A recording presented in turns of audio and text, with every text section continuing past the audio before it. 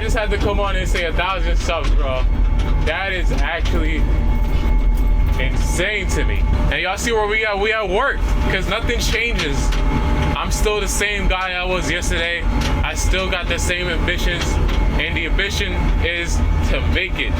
To make Ziggy Wick something special, something you think about, something you look back on, where you like, damn, that dude made my day. You know what I mean? All I do is post content. I want people to just vibe out. If you're going to work, you listen to me driving, yapping, it takes your mind off the deeper things. You know what I mean? Because sometimes in life, you just need that little time to just reflect and, you know, not really deepen all the extra stuff. You know, life can get depressing. And for anybody out there with any type of car, any type of content you want to record, bro, record that shit, bro. Don't sleep and think that nobody will watch it. There's always going to be an audience out there for you. You just have to tap into it and find it. And I appreciate every single one of y'all, man. Y'all know this shit is not stop. We out here getting at work POV content, because I just love this shit. I love the game. I love the hustle. Guys, if you're going to buy a car in 2026, you need to stay to the end of this video. Throughout this video, we're gonna go over the top 5 things to look for as soon as you pull up to the marketplace deal to check out a potential car that you wanna buy. I've owned 2 cars so far in my lifetime. One of them I bought from marketplace, another one I bought from a used car dealership. And these tips go hand in hand whether you're buying private or, you know, at a dealership, because a used car is a used car. You still gotta look for these things regardless of what situation you're buying in. Top 5 things we gonna go over on this video: the VIN number, the body, the engine bay, the interior, and last but not least, the location. And I put this last. It should be low-key first, but we'll get into this later on into the video, y'all. Find a car marketplace, you go check it out, right? The guy comes out, or lady, the first thing you do is you say, hey, where's the title for this car, right? And he's gonna give you the title. And the reason you wanna look at the title is you wanna make sure it's not a salvage title. I wouldn't recommend buying a salvage car because of this insurance prices and the headache of having it and not being able to sell it back with ease.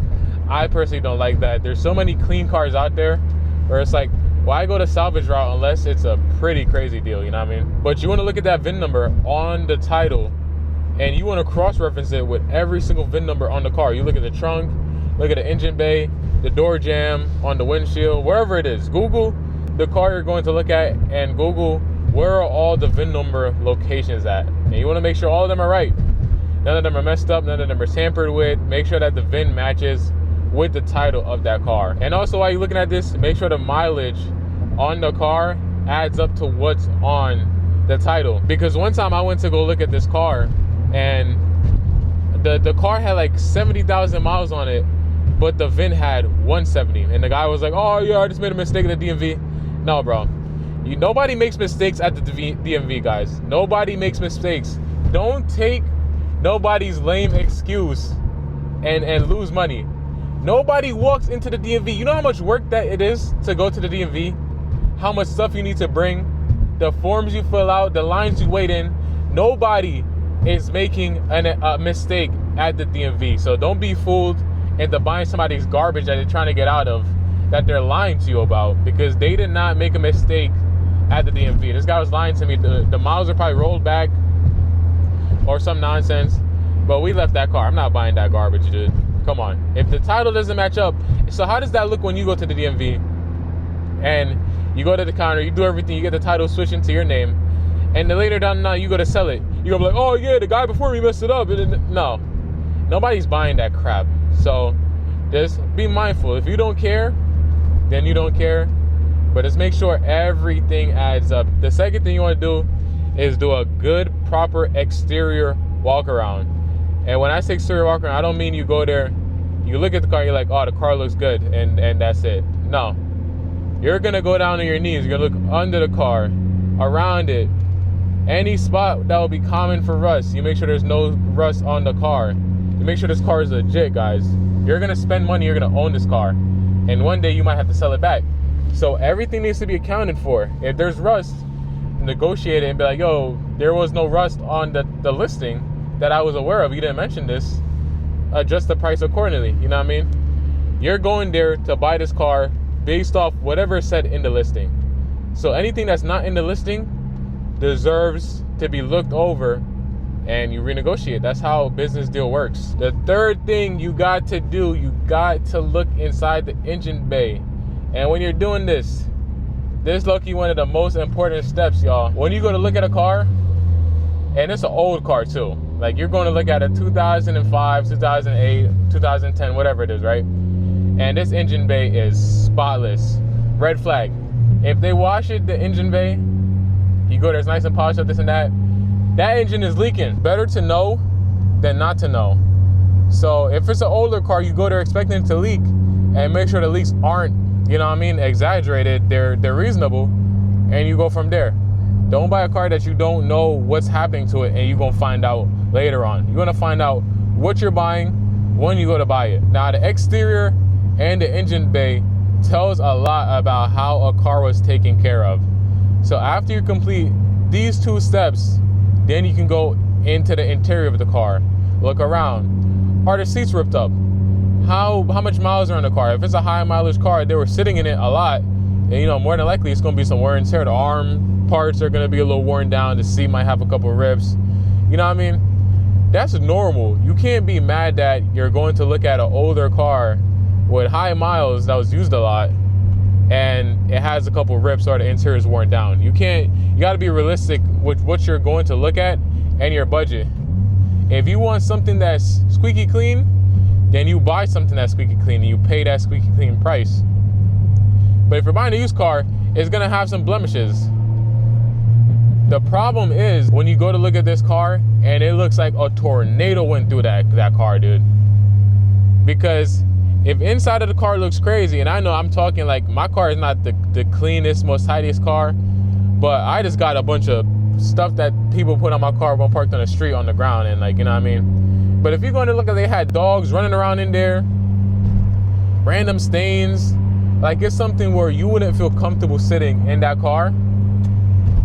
That's a red flag, man, because your interior of the car, that's where you spent the most time. So, you know what I mean? No offense, if they're a nasty person and inside of the car is nasty, then what are the odds that they were properly maintaining the car either? You know what I mean? They couldn't even keep the interior clean. And, you know what I mean? It's not that hard to really keep inside of a car to where people aren't repulsive to get in it. So just be mindful of that, man. And last but not least, the location of where you're meeting up, guys. You always got to make sure you triple check, you double check to make sure that the location that you're meeting up is valid.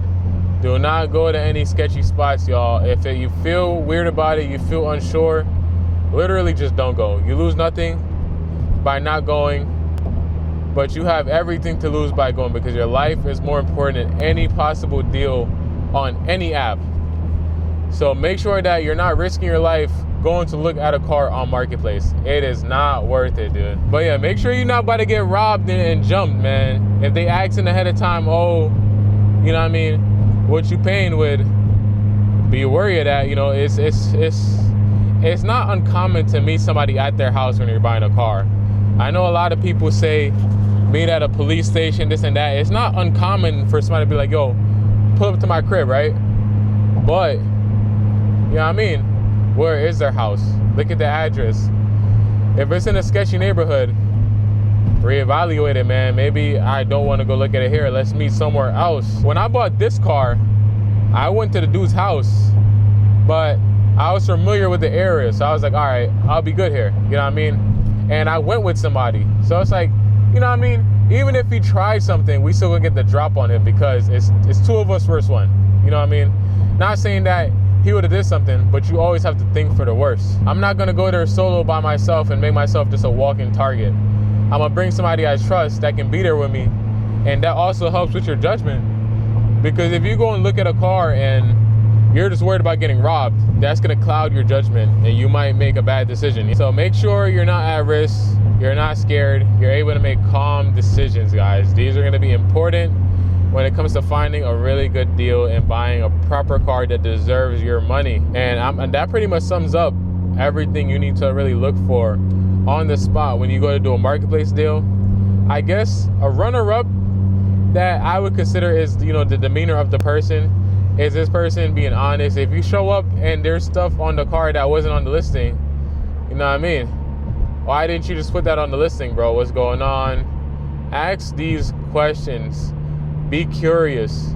Don't be shy. If you're buying a car and that person is, you know what I mean, trying to rush you, persuade you into making a decision that you're not that comfortable in doing yet, you gotta be wary of that, man. That's a little suspicious. Why are they in such a rush to sell the car? These are questions you need to be asking yourself. You know what I mean? Do they want me to just give them the money and leave with the car that they know is gonna break down on me? So watch out for how that person is moving and just be careful overall, guys. That pretty much wraps it up. I'm gonna tell y'all, be careful when going to look at a car. There's been people that are dropping comments down below about what cars, you know, if I think this is a good buy. And I'm giving my honest opinion on these. So if you're looking at a car, you don't have anybody to ask, drop it in the comments. If I don't get to it, somebody, you know what I mean, with car experience that are watching this video, they'll get to you also, because I notice there's a lot of conversation in my comment sections. So don't be shy to ask questions down below, man. Somebody will get to you. I will try my best to answer to the best of my ability. Overall, be safe. I can't come with you to look at the car. I can just give you my advice, y'all. So just be careful out there. You know what I mean? Buy TSX and travel. I'm gonna catch y'all in the next video, guys. Peace.